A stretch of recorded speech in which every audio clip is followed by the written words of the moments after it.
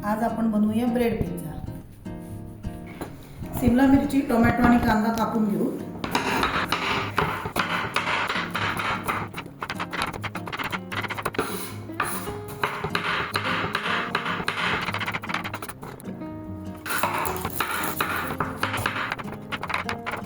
Homemade pizza sauce बनवू। 1 चमचा Schezwan चटणी, 1 चमचा रेड चिली सॉस आणि 2 चमचे टोमॅटो केचप।